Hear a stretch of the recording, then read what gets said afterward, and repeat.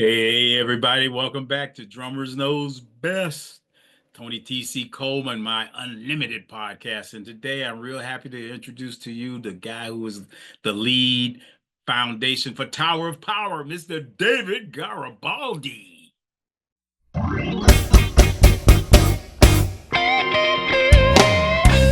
Hey, Tony T.C. Coleman, drummer knows. That's what I'm talking about. Subscribe, like, and share on all platforms.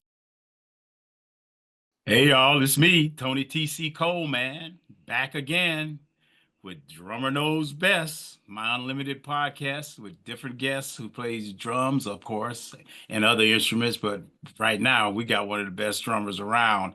My friend, one of the biggest inspirations for me. I'm telling you, I don't want to go too crazy talking about how much I love this guy, but I'm talking about the Tower of Power. He's the power of the Tower of Power.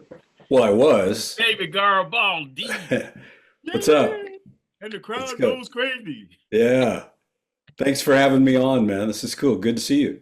It's good to see you. Thanks for being on my podcast. This is my first time doing something like this. Drummer Knows Best is about us drummers getting together and just having conversations. I don't want to go into your whole DNA, how you were born, where you,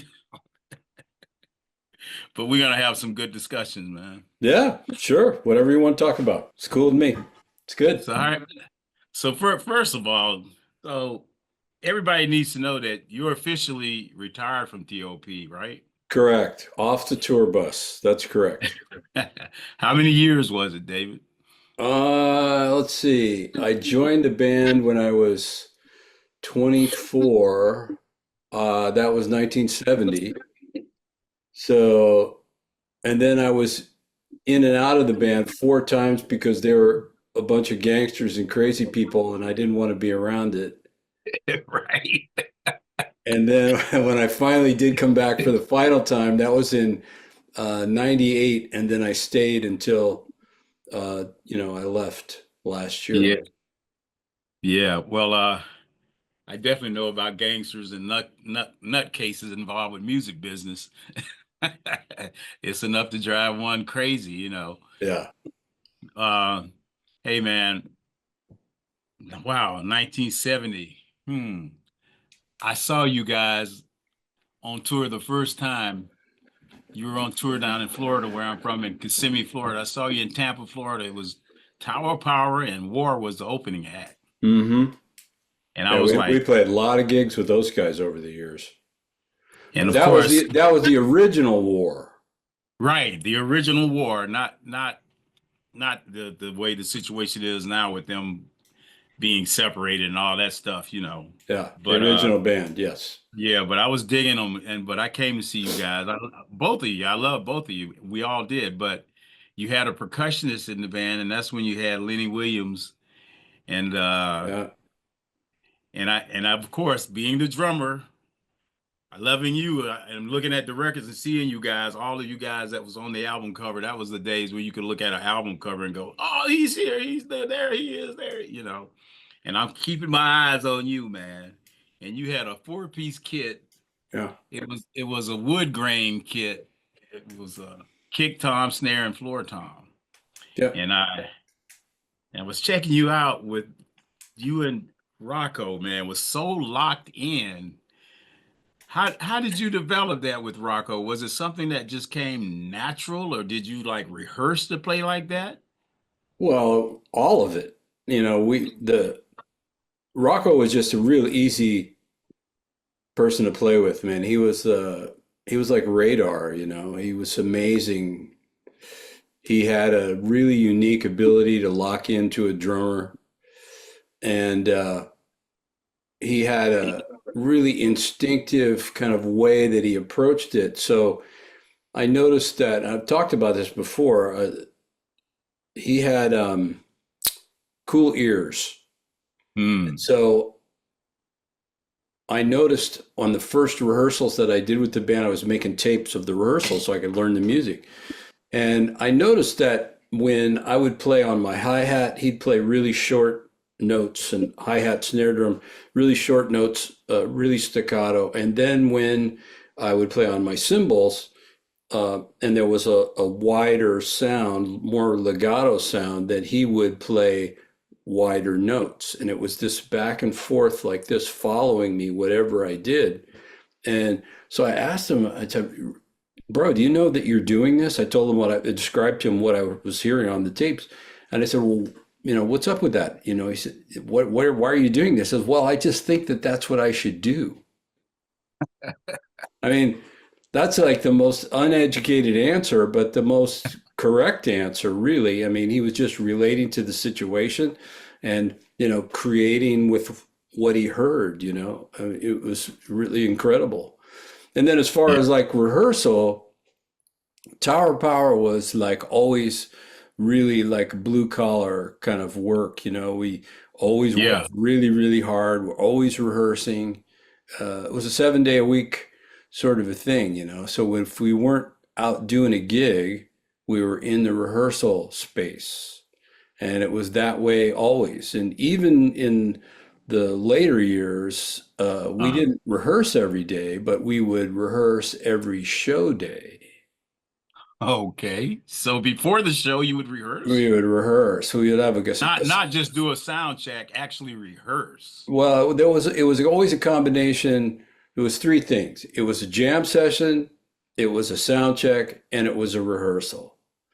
Okay. And so that would change all the time. There was always a jam session, rhythm section, jam session all the time. We would do that every day. And then the sound check was also, very normal. But the Yeah. rehearsal part, sometimes we would have music that we were changing in the show. So we would rehearse that stuff, to rehearse the changes in the show. We would, if we were learning new music, we would use that time to learn new music. Like when we did our 50th anniversary show, we rehearsed all that music on the road because we were on the Million Gig March. We were doing the stuff. Right. And Yeah. so we would rehearse that music. And then as we learned the songs, we would put them in the show, in the live show. So that by the time we got to the 50th anniversary show, all the songs were oiled up and ready to go. So I think that's the hardest I ever worked, at anything in my life was that period, doing that. It was really amazing. Yeah, well, you can tell you guys were so tight, man. And when I started out playing down in Florida in bands, all bands had a horn section. You had to have at least four horns. If you didn't have four horns, you weren't considered a band. And you had to have a B3 player. You didn't, I'm not talking about a little digital B3. You had to have a B3 with the Leslies. And most of the gigs were upstairs, and guys got to carry the dang on thing up there. And the bands would sometimes be larger than the stage. And you guys had such a huge band. Did you ever run across those little gigs where you got all the horns? How the hell did y'all set up? Well, we were used to setting up like that because we were the garage band, basically. So, Must have had a big garage, man. yeah, we just would like kind of like set up really close together, and it was always like that. The best gigs were the ones where we were really close together and we could vibe off of each other, Exactly. so that was always our favorite kind of configuration, as things got more evolved and all that, bigger stage plots and everybody was wider, Right. further apart. That wasn't, that was cool, it looked cool, but it really wasn't the garage band style, that we liked. Well, BB always, if you ever look at BB when we're playing, BB like to be right in front of the drum kit with everybody close. Yeah, yeah, I And we noticed didn't that. depend, and we didn't depend on monitors, there was no such things as monitors, or in ears. It was he wants to feel everything from the drum kit, but hear and feel the band and feel Yeah, like you're right there, like a little clam, just tight. yeah, And a lot of times when we do some TV shows, and these producer guys would be like, "Well, we'd like Mr. King to be away from the band so we can see him in the backdrop of the White House building or whatever." And I say, "Hey, man, that's not going to work." You go, "Oh, well, it's going to work." I said, "No, you don't understand. The man has to be right here in front That's of the good. kick drum, You don't you know, understand. That's right. right, you know." And so when you rehearse, when I was in horn band, I was the first horn band I played in was like a James Brown band, had two drummers, two guitar players, one chicken and one picking, the B3 player and a Fender Rhodes player with a clav on his keyboard and five horns and the singer. And it was like a just a big band. But we would always rehearse with the rhythm section first, and then the horns would be somewhere rehearsed, and then we bring it together. Did you guys rehearse like that, or you No, all did it at the same time? no, we were always playing at the same time, you know. Excuse me, I got my phone on. Turn I'm it sorry. off. Come on, man. This is not a professional podcaster guy. We eat sandwiches and talk. We do Okay, well everything. then take the call then. Shit. No, if I take this one, I'll be this. Hey man, look, I'm talking right now. I'm doing a podcast. Go away. But so you guys would rehearse the whole band at one time, and Yeah. did did you when you hear the somebody come up with a I read one time where I was seeing an interview with Chester Thompson. He said he would sit in his bathtub and write, Yeah. sitting in his warm bath. Yeah. Now So CT. so when he brought, hey guys, this is a song I wrote, sparkling in the sand, whatever, would you guys just say, would he say, you, David, can you play this? And Rocco, what, how did you do that? Did you just play what you felt, like you said you and Rocco did, or was it Well, specific drumming they wanted, or was it just David, you got it? there was only one time that CT ever said play a specific thing, and that was like a song that we did called Let's Make a Move and Be Yourself. He wanted a specific kind of drum thing, and it was like one snare drum hit that he wanted in a certain place. But the rest of the time, like he just wrote for us, kind of wrote how we were, and it all just fit together, like if you listen to that song, Surely as I Stand Here, that like kind of ballad that the band, does. If you heard him play it by himself on the B3, that's what it sounded like. All the orchestration and the way that he phrased everything, and he just had the band play the way that he played it on the B3, you know. Okay. Now, I'm from down south, and drummers were known to be what we call syncopated drummers. And basically down south growing up like I did, syncopation came out of the church when the people would get what we call the Holy Ghost, and start shouting and moving and just clapping their hands. So the drummers were always playing syncopated grooves. Now you grew up in California outside of Oakland, correct? Yes, sir. Where the hell you learned to play like that? What inspired you to play your? Because you're the only guy, man, that was like not from down south and a white brother who played so soulful like that. What inspired you to do that, man? Just where you grew up. I mean, that's what was going on around here, So there was all the psychedelic music and all that stuff happening, in San Francisco. But over in the East Bay, where I lived, it was like a lot of funky music and jazz and Latin music and, all these different things. And so it was kind of a mix that everybody heard all the time. Plus on the radio, there was Sly Stone was on the radio. He was a DJ, on KSOL, and Excuse me. And Greg told me to say hello to you. I talked to him yesterday. He's gonna. Gregorico. Yeah. That's my man. Oh man. Because like Greg was like, just talking about him for a second, he was like 17 when he joined Sly, 17 years old. And, he was like a revolutionary sort of, dude in a revolutionary sort of band, Yeah.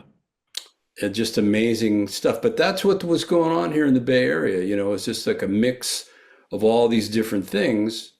And that's kind of was the atmosphere. That's what it was. And then I remember when my friends took me to see James Brown, Uh-oh. because he used to come to the Bay Area all the time and play all the big venues. Yes, And he was indeed. he was on the radio all the time, and he was, always around, And so we went to see him, and it was in San Jose, the San Jose Civic Auditorium. That's down the South Bay, Mm-hmm. and we went down in there in the afternoon, and we went up the front door of the place. It was open. We go inside, and they're rehearsing. The band is rehearsing. You know, this is the James Brown band, and they're rehearsing. So Yeah. we walk up to the front of the stage and just stood there and watched them rehearse. They didn't say nothing to us. They let us stand there and watch. And it was just the coolest thing ever. I'd never seen anything like that before. And, at that moment, kind of, I knew that that's kind of the drummer that I wanted to be, the kind of player I wanted to be. And it was just shaped everything about, me musically, really. It just kind of put it into like a picture, that I wanted to be. I couldn't do it at the time, but it was like the picture that you have of yourself, and it just lit me up, man. I thought it was this is what I want to do. So I liked a lot of different kinds of music. I grew up in the school band programs and all that, and a lot of music going on in my house, different stuff. And I always dug big band, that kind of stuff. So I played in big bands. I dug all the jazz drummers and all that stuff. And so being a part of Tower Power was just a mix of all of those things that influenced me that I liked, and it gave me an opportunity to create a voice, that was representative of all of those musics and the players that I loved. Yeah. You're drumming, man. See, that's the school I came from, the James Brown school. I mean, my dad was King Coleman.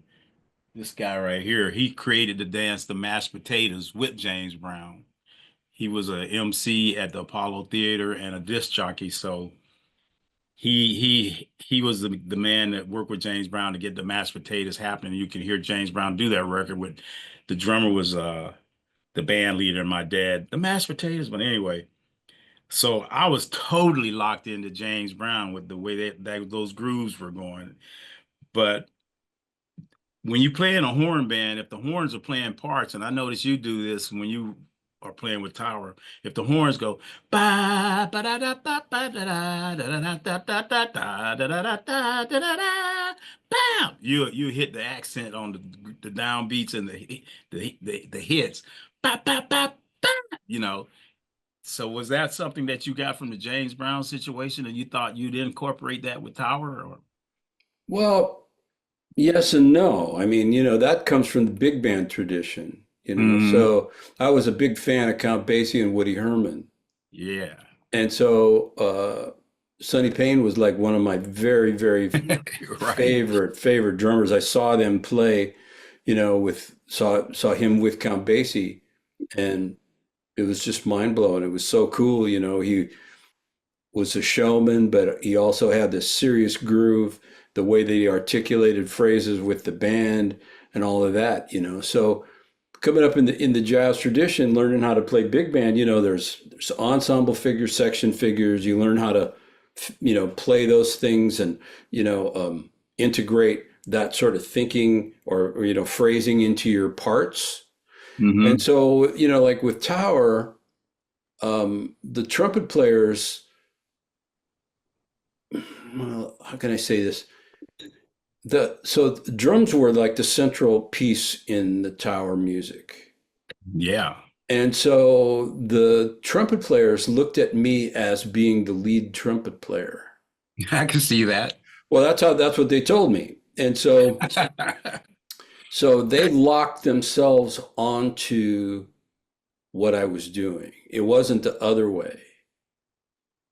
And so we had a rhythm section that was locked in, that created the fabric, Yeah. of the music. and then everything locks itself onto the rhythm section. Hmm. So when Mike Bogart joined us, he was like the lead trumpet player for quite a while with us, and he was in the Maynard Ferguson band. Him and Adolfo, they were like, Maynard Ferguson, alumnus. And so with Mike, so that we would and up understand kind of like how we worked, I would get together with just him, trumpet, high. trumpet and drums, and I would just play my parts, and then I would have him lock himself onto, the parts. Yeah. So if you look at there's 4 videos that are out there on YouTube from the Memphis Drum Shop. We did Yeah. we did a clinic at the Memphis Drum Shop, and it was just me and the horns, Oh, yeah. Yeah. and it really shows kind of how that process worked. We talked about that. Um, it kind of like how the drums and the horn section fit together. Hmm. It's a really Hmm. really great uh, um, showcase for that conceptually with that Yeah. how that Yeah. works, worked with the band, so I would build parts, and as the music evolved, then I would hear something that I would kind of add a little bit of flavor to in my part so that it would address that thing I was hearing. And it could be the vocals, it could be the horns, it could be Mhm. the guitar, it could be the bass, it could be the keyboards. Yeah. So I sort of like, my parts touched on everything that I was hearing, and it was always very fluid. I was always evolving, changing the inside parts of everything, Yeah. you know, so that it was more of a complete, compositionally, it was more complete. I was always thinking compositionally all the time. And just hearing you describe that, being the drummer, I could just see you guys playing and listen to your music. You're listening to the horn section play. You hear what Rocco's playing. Then you got Chester over there playing. So you're like an octopus. Then you got the Bruce, the rhythm going and the licks, and you can hear everybody's parts. Am I correct? Yeah. And you're playing, you're doing your parts, but you're enhancing every little groove. You're like an octopus, man. You got a little section over here doing this, working with Chester, then you're working with Rock. That means you got to listen and you got to know every part, right?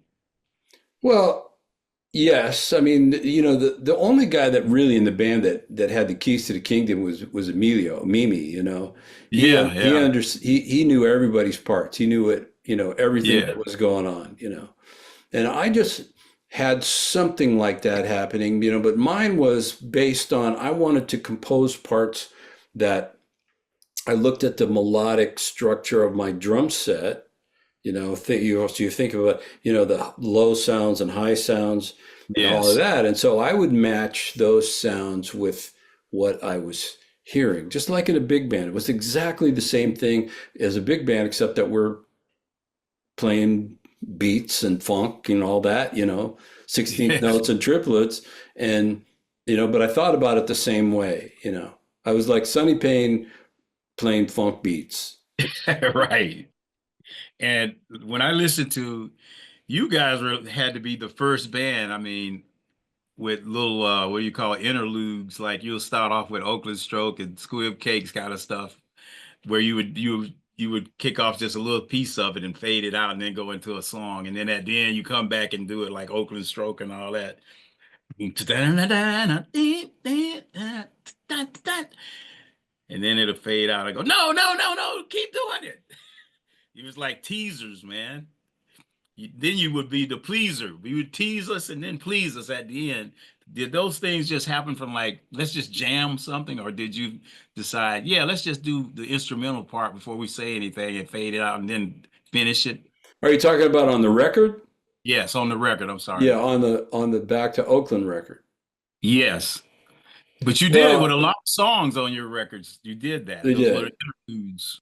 And we would do that live as well, you know. So we would have, you know, the as far as the live thing, we would do like all these medleys of songs, you know. We would kind of because we wanted to play everything, but we couldn't play everything. So Right. we would just like take pieces of them and make medleys out of it, you know, and make it really very really musical, you know, and make it, you know, that was challenging and fun. But as far as like the records, um, that bookend thing, I think that was Mimi's idea. Because the Back Uh-huh. to Oakland record, Oakland Stroke wasn't supposed to be on there. That was like we had recorded everything. I went back to San Francisco. We were in Seattle, and we were recording everything. And a few days later, Mimi calls me and he says, "Hey, man, we're not done. We need, you know, because at the time you had to have so many tracks to fill a Yeah. side of an LP, and so we needed one more song. We were short, and we didn't have one. So he said, "You got to come back up here, or we need to put together another song." And so the only thing I could think of was that Oakland Stroke groove, which we didn't have a name for. It was just a groove that we had been jamming on for the previous year in rehearsals. We would just mess around with Right. it, and we would just jam and, you know, mess with it. And so when we came into the studio, got back to Seattle, I said, Meme, this is the only thing that I got. You know, think of, well, let's build like an instrumental over this groove. So that's what we did. See, something like that happened. That's great, man. That's what happened with Bobby Blue Bland's Stormy Monday, which ended up being one of his biggest hit records. From what I understand, from what he told me, they would be in the studio doing the songs for the record. And after the session one day, he said, "Hey Wayne Bennett, the guitar player, hey Wayne, let's do that T-Bone Walker song, Stormy Monday. I'd like to sing that. Let's see what that's. Let's just do it. Can we just record it?" So they did it their way. Glenn, they call it Stormy Monday. Okay. And then they were like, "Hey, not bad." Turned out to be his biggest hit from just a jam. Yeah, that's cool. That's good. Yes. So some of those things are so cool when it happens.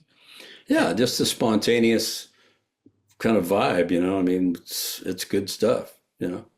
Hey man, everybody wanted to be from Oakland after y'all did that. Everybody thought they were from Oakland.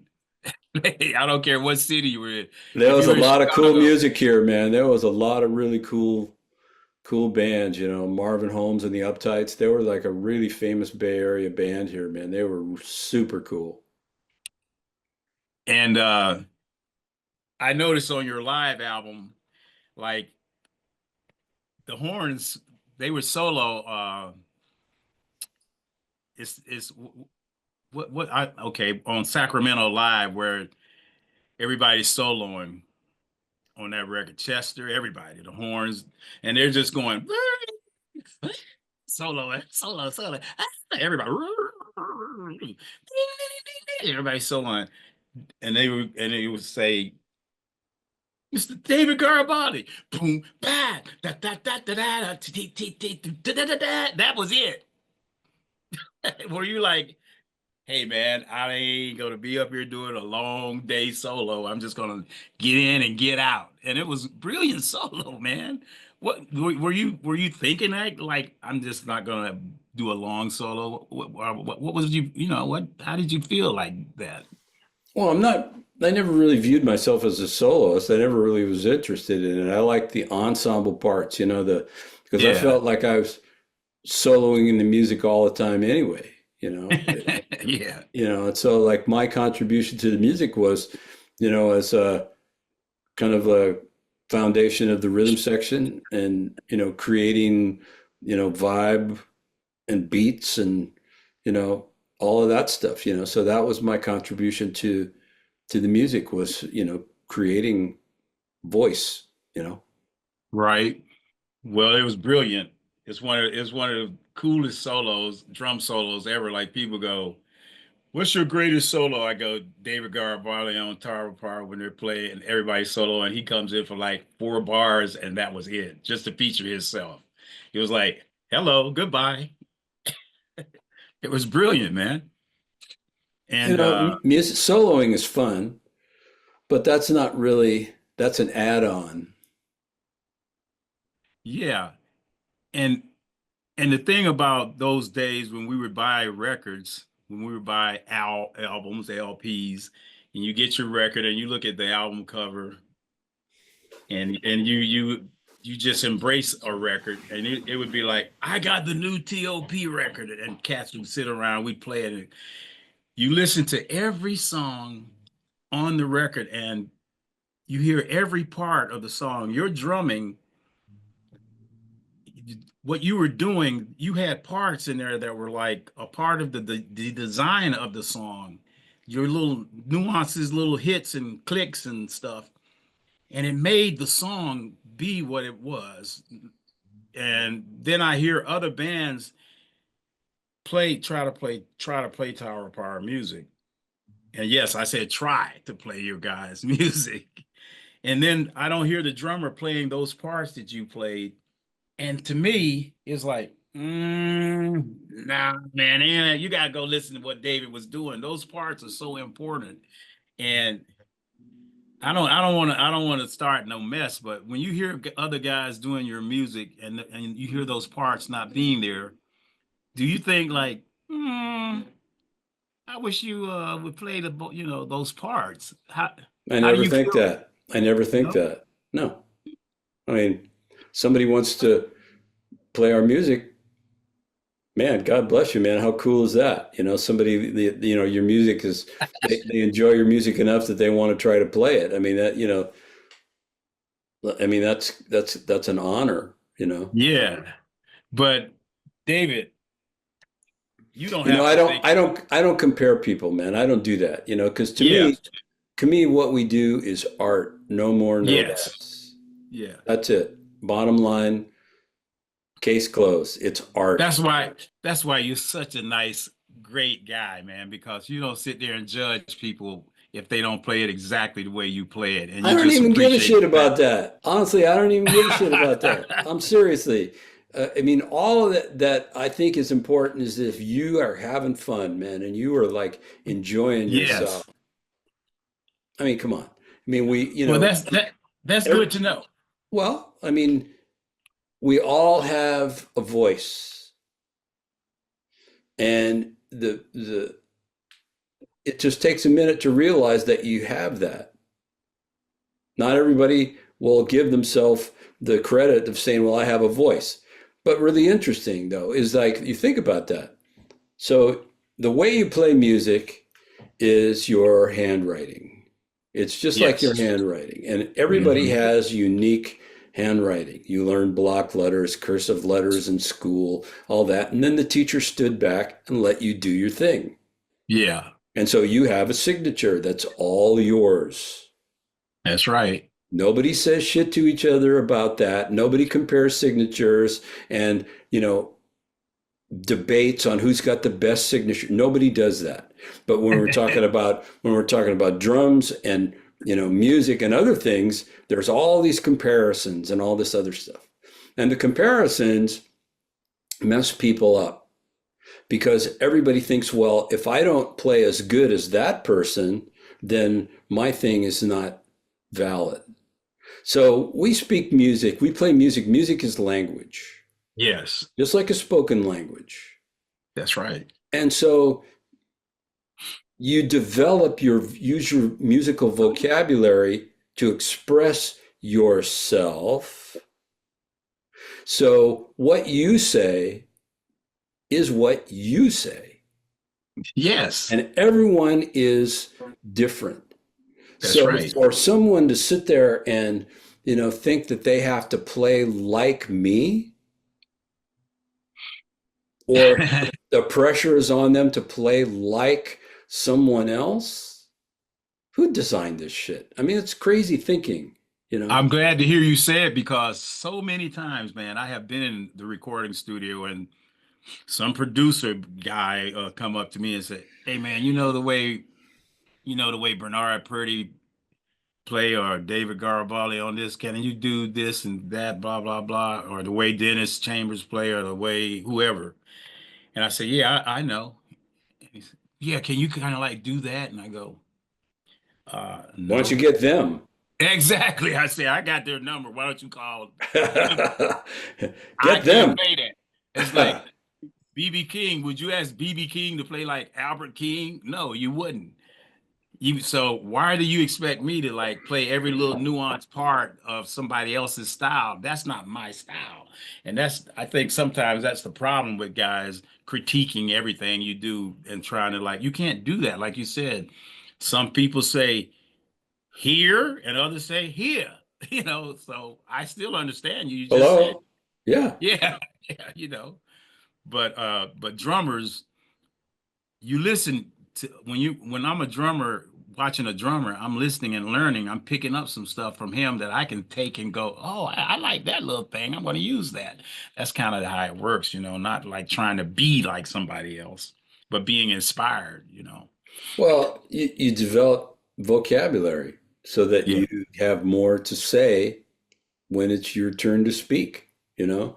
And you do that by listening. So the key component in any conversation is listening, that's right. not speaking. It's the listening part, right? Because if you listen, then you know how to respond, you know what to say. And so music to me is just like that. You know, you be in a band, it's a conversation. I I I agree because I watched the movie when I was a kid, one of these old classic movies, right? And this lady was driving her brand new car and she pulls into the service station that was steaming really bad. And the guy, she pulled in the whole time she's driving, she was talking. And then she pulled into the service station. The guy opened the hood, and the guy had like a patch and a scar across his head. And she's just talking, my car, this is a brand new car. I don't know why I did that. Blah, blah, blah. And she's going, just talking. And he's listening and he's looking at it. He puts the water in, cools it out. And he's got this scar. And she goes, oh my God, look at that scar on your face. What happened to you? And he quietly said, well, I was talking when I should have been listening. Ah, yeah, So like you said, you gotta listen sometimes.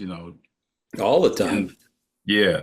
So your syncopation though, man, your ride, ding, ding, ding, ding, ding, ding, ding, ding, ding, ding. The way you play with Rocco and like that, I mean, you every song you have a David Garibaldi-ness to it. And then so whoever else plays that music, they're not you, and it's not going to sound like you. But Why does it have to? well, I don't think it has to, but you have a big ingredient in that music, David. You're just Well, such that's a because humble. we created it. I mean, Yeah. we created it together. We created a voice, and I was there long enough to establish part of that sound. Yeah. And I appreciate how great and humble you are about your drumming. You a badass, man. I mean, come on now. I'm just Well, and gonna I tell you that. appreciate that, but am I supposed to be like blowing my own horn all the time? I mean, come No, on. I'll blow it for you. Yeah, you can do that. I'll blow it. Bye, David Garibaldi. Bye. You seriously though, your musical ingredients, it's like a recipe. Like I watched my grandmother cook who raised me. She didn't have a recipe, but she would take that spoon and taste and put a little more of this in there and go, yeah. And then somebody else make the same spaghetti dish and it doesn't taste like hers. So you do have a recipe though. Your recipe is great. Yeah, yeah. And I would say yes. Uh, but you have to. I think about kind of like my playing and all the guys that came up here in the Bay Area. We had like kind of our musical personalities. Mike Clark, Mhm. Greg. Lenny White, even when he was here. The stick people, those guys. And so I have a default setting. I like, the funky groove, all of that stuff, the beats and all that stuff. So that would be like kind of like my default setting.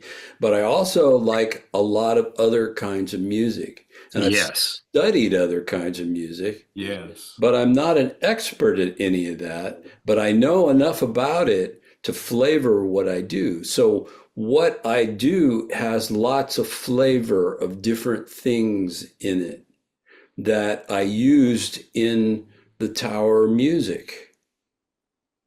So when we would play the ballads, which were more like um, the root of them were kind of like old school, but at the same time they were like orchestral. They were like it was jazz. It was, there was phrasing. There was different time signatures. All these Yeah. all the things that we really understood musically. It was a show, a kind of like a showcase, those things. So when we would perform those things, they became like performance pieces, and they would evolve, and we would add stuff to it and make it so that it was just exciting and musical and all that. And it used everyone's other abilities, Yes. you know? And so that's kind of like how I view my drumming is it's flavor, I study things. I like different kinds of music. Um, but my bottom line, my default setting is those funky beats, which I just love, beats, beats, and more beats. Yeah. Well, well, that music is so damn timeless, man. And for instance, your original singer on "You're Still a Young Man" who passed on, Oh, Rick. Rick. You hear Rick sing that song, and it's like, wow, man, he's singing the hell out of it.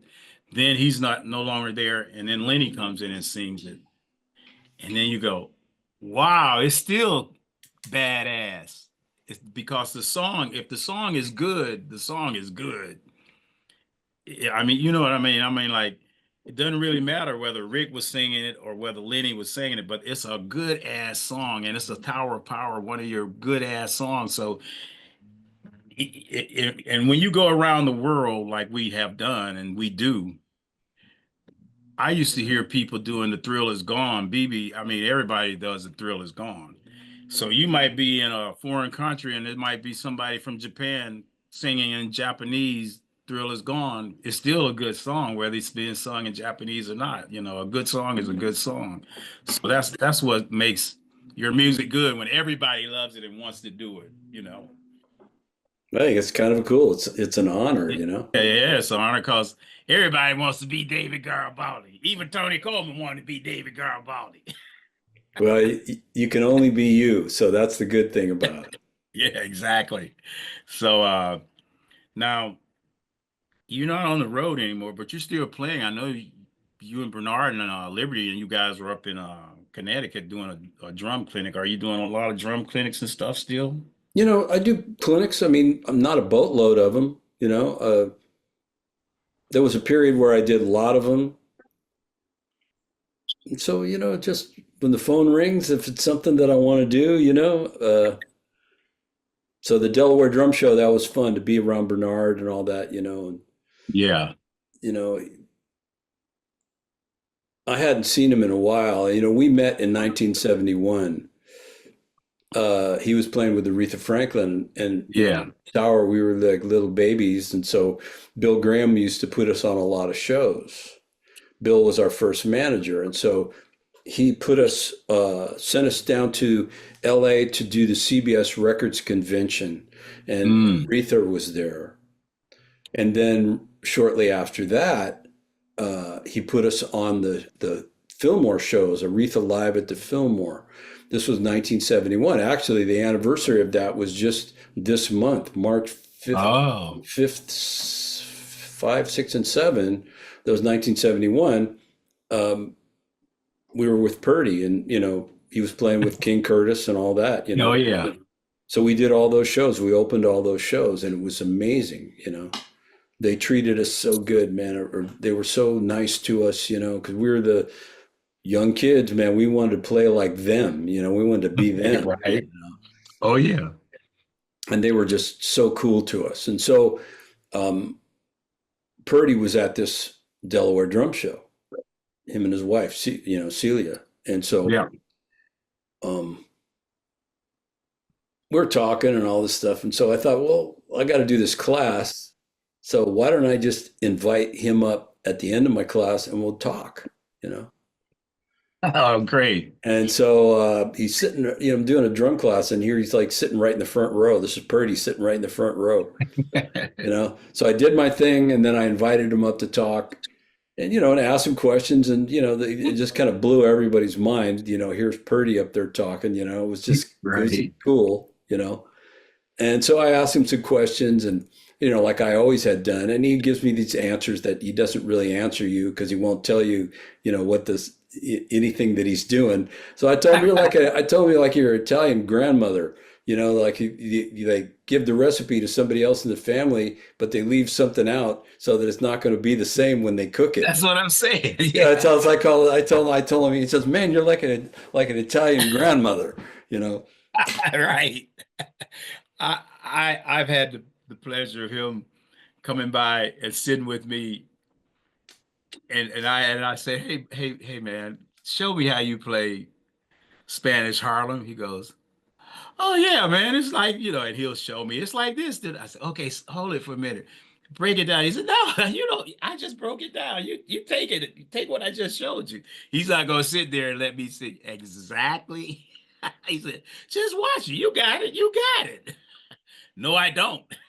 But it's so good to see guys like that. And when we tour with you guys out there, it, it's like going to school, man. And one thing I noticed about the horn players with you guys, Tower Power probably has the only horn section that you saying you play with you and the horns just to demonstrate what you guys do. Tower Power is one of the only bands that you can just listen to the horn parts and nothing else and sing the song. That's incredible how that works. Because most horn bands are like da da da. Well, but tower music, it's like compositions, and so the horn parts and all of the rhythm section parts, they're all song specific, Yeah. and so you hear horn lines, and you're reminded of the song they come from, you know. And how did you and I mean in the studio, how did you go about it in the studio when did you have the chart in front of you and you were playing by the chart, or you said you guys rehearsed a lot, you just went for it and it might not be exactly like Chester had it written out or whatever, whoever, and did you just go for it and say let's do something a little different with it and pick from it, or you go, yeah, that's it, we got it, you know? Yes to all of that. I mean, it was a lot of different things, like there were times where guys would bring in songs and they would say, they might want something specific in a section of the song, or, like a basic groove that they want to build things on, right? So Mm. then we would just create something based on what the instruction was that we had.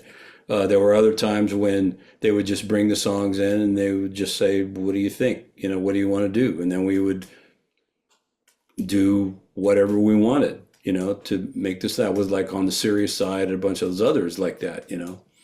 Then there were times where it was like drum beats, and we would build songs around the drum beats. It Mhm. was like that.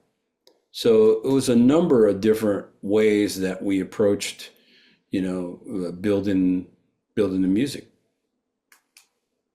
And that many people in the band, were I'm sure you were probably the hardest on yourself. Were you thinking sometimes after you laid the track, like, I think we ought to do it one more time. I want to try something a little different, or were you pretty much satisfied with it and go, yeah, I'm cool? All of the above. You know, I mean, there were times where I wanted to do it until it was what it was supposed to be. There were other times where, after two or three takes, it was good enough. There were times where it was one take and it says, "Oh, this is cool," you know. Give me a couple of songs that was the one takers. Can you think of one? Just when we start making it. Oh, really? Hmm. Wow. Oh no, I'm sorry, Willing to Learn. That was one take.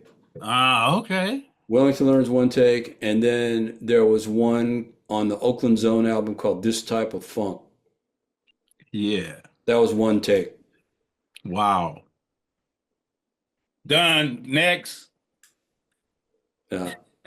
And then also, I think page one on that album, page one, we did, I think, two times. BB was like that. And but we didn't know what the hell we was gonna play in the recording studio. We had this producer named Denny Deonte, and he was working with some big rock band, and he came to see us play before he took us in the studio to do the Blues on the Bayou session. And he's taking notes and he's looking, and then and I'm probably the only guy in the band that he would talk to because everybody else was like, man, I don't have time to talk to you about nothing, man. And he says, so Tony, listen, when you guys do XYZ, does it be like this, that, and the other? I go, tomorrow night, BB's going to play that different. I never heard him play the song the same way twice. He goes, oh, really? Well, how's that going to work in the studio? I say, you'll see when you get there. Sure enough, BB goes, all right, give me that Mississippi Shuffle bass man, blah, blah, blah, quack, quack, quack. Let's do it and go for it. Play it. Felt pretty good. I think we could do it one more time. Maybe pick it up a little bit. Pick it up. You say, okay, I got it. You want to listen to it? Oh, you just heard it. Let's go to the next one. That was how it was. And he was freaking out. He's going, is this whole session going to be like that? I said, I told you, man. Yeah. We did It was. a we did a tribute to a song on a tribute to James Taylor album, and Mhm. it's called Steamroller Blues. It's on YouTube. It's a killer performance, band Right. performance. And so we rehearsed, and Rocco was killing it in the rehearsal, killing it. And we get to the studio, and okay, it's a different day, different hour, you know. Right. So Rocco starts playing, and it's nothing like the rehearsal. And the producer tells me, kind of freaking out, what's happening here? All the bass stuff is different. Mimi says, it doesn't, don't worry, man. It's going to be good, you know. And so you listen to the track. It's amazing, man. I mean, Rocco's just sounds so beautiful on it. Funky is crazy, funky Heck yeah. Rocco. And I watch you, David. You play effortlessly. Like, you're not all expressive, like you're like so cool with it, man. You're just like so calm and cool, man. It's not like you exert a lot of energy, man, but it's right there. It's like, do you approach recording the same way when I watch you play live in the studio? Are you doing it that way as well? Well, you want to stay centered and focused. I mean, the teachers that I had always stressed relaxation and focus, and kind of like all the ergonomic things, all of that posture, the whole thing. And Yeah. so I studied classical snare drum, which I loved, and hand technique and all those things. And so I wanted to have really, really good technique. I wanted to um, be able to play what I wanted to play in a small, space. I didn't want my arms flying all over the place. And so you think about like Bruce Lee and the 1 inch punch and all that. Yes. Mhm. So my teachers always taught me to think about getting the most sound that you can out of the smallest area. You know, Right. generate energy and vibe and all that from a small space. So that's how I think. Yes. And when I started out as a young guy, my ride cymbal was way up in the clouds, and I had my cymbals all up. because I didn't want the cymbals in the way. I wanted people to see me. And then this older cat came up to me when I was growing up. He said, "You need to bring those cymbals down. You're working way too much." And I was like, "Oh man, I'm cool." He's like, "Trust me, bring them down. Come by and see me play." And so I came, saw he was a sax player, and I saw his trio and the jazz drummers, his his ride cymbal was right there. His crash, all he had to do was just hit the crash. He didn't have to, and he said, "Pay attention," and everything was tight. And he was like yourself, real cool. And he had a cigarette hanging out of his mouth, though. He had a cigarette hanging out of his mouth. He's like, and I was looking at the guy going, "Wow, man, he's smoking and he ain't hardly moving at all." So when I tried it, I brought it down and it got lower and lower. I'm like, yeah. So, it's really important that you think about that. Yeah, I think so. The only time really that my cymbal heights changed really was when I saw Alphonse Mouzon, and he had his cymbals up really high and all that. So I tried that for a while. I thought that was kind of cool. The way that he played his ride cymbal, he had that ride cymbal kind of like up in the air, and Yeah. I thought that was pretty slick. Yeah, right. But I always kind of ended up, coming back to a more relaxed setup. Think about all the ergonomic, things, that you need to be thinking about so that you can play relaxed. I don't want to have to reach for something, because if you think about it, if you have to reach for something that requires energy and effort, right? If you're not reaching for it, then you can be relaxed. And every time you move your hands somewhere, there's something that you want to play. There's an, a component of your set that you're going to play. So you think about hi-hat, snare drum, and bass drum. So that's kind of like, if you're in the beat world, those are the three basic component parts. And then if you think about like a jazz drummer, there's the ride cymbal right there. So Yeah. you have all those components right there, and you're gonna need some. You want some toms, to play some fills and stuff as you position those things so that wherever your stick lands, it's on this voice that you want to hit. So you don't have to reach, for things. Yeah. At least Well, man, that's my thinking anyway. So no, no, you're correct in it. It's not just your thinking. That's the truth. That is actually right. And I remember Art Blakey told me one time, he goes, "I watched you play. You didn't see me watching you, and you sounded great. Then you saw me over there, you sounded like shit. You were trying to impress me. Don't do that. Ever do that. Don't ever try to impress another drummer musician. Impress the guy you're working for and impress the people. Remember that. Because you're working way too much trying to show off for me. I'm not the one paying you." Did you ever have any guys that were older cats that critiqued you and gave you information about stuff? you know, that's kind of like a really old school sort of like thing. The older guys, kind of whipping your ass, to get you in shape. Yeah, You know, yeah, but really, I mean, in the kind of like the world that I grew up in, the rock and roll world, I mean, Tower Power, we just like, we didn't care about any of that stuff. We didn't care what anybody said. We just kind of did our own stuff. And we yeah, had this kind of bubble that we lived in, you know. And if you didn't fit in the bubble, right. we didn't care about what you were doing. And we just wanted to play really good. We idolized certain bands, and everybody had their players that they idolized, and Mimi and Doc had songwriters that they idolized. I remember the first time we went to one of the first trips to LA, we played the Whiskey a Go-Go in LA. Yeah. Mm-hmm. And one of the people there came to see us was this guy, Bob Hilliard, who was a songwriter, and he wrote Our Day Will Come.